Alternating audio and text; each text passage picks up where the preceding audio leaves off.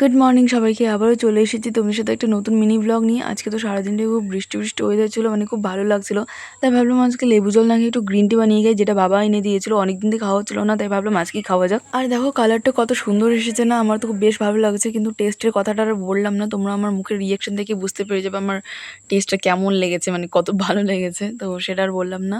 তারপর এখানে এসেছে অবিরূপ, তো ওকে বলছিলাম যে এটা জুস খাবি কিনা, তো ও বলছিল, প্রথমে তো না না করছিল, তারপর বললাম যে খুব টেস্টি খা।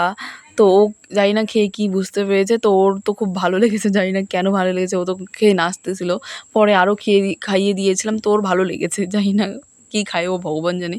তো ওর সাথে একটু খেলে টেলে তারপর আমি স্নান করে নিলাম। আর স্নান করে হয়ে যাওয়ার পর আমি খেয়ে নিলাম কিছু, কারণ অনেক দেরি হয়ে গেছিলো আজকে স্নান করতে করতে, যেহেতু অপরূপের সাথে খেলছিলাম। আর আজকে দুপুরে খাওয়াতে অনেক কিছু ছিল, সয়াবিন ভাজা, আলু ভাজা, তারপর আলু তরকারি, ডাল, যেটা আমি লেবু দিয়ে খেয়ে নিলাম।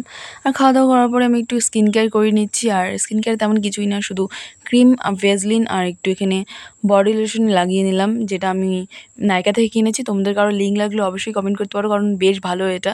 তারপর আবার অবিরূপ এসেছে, সরি আসেনি, ও আমাদের বাড়িতেই ছিল সকাল থেকে, তোর সাথে আরও খেলছিলাম। তারপর আমার খিদে পেয়ে গেল, তো ভাবলাম একটু বিস্কিট খেয়ে নিই।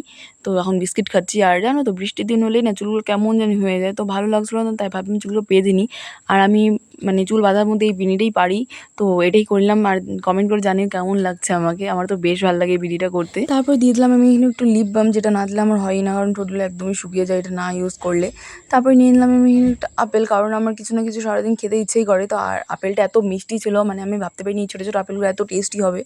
আর তারপরে খেয়ে নিলাম আমি এখানে রসমালাই, যেটা অনেক ভালো ছিল, আমি তো ভাবতে পারিনি এটা এত টেস্টি হবে। তারপরে সন্ধ্যাবেলা আমি একটু ঘরে ধূপ দিয়ে দিলাম, যেটা ঘরে দিলে পরে খুব ভালো লাগে। তারপর যাচ্ছিলাম আমি এখানে একটু দোকানে, কিন্তু যেটা খেতে যাবো সেটা পাইনি। তো রাত্রে এখানে সবিন আলু ভাত খেয়ে আমি ঘুমিয়ে পড়েছিলাম। আর ব্লগটা ভালো লাগলে অবশ্যই লাইক কমেন্ট করে দিও। আজকের জন্য টাটা।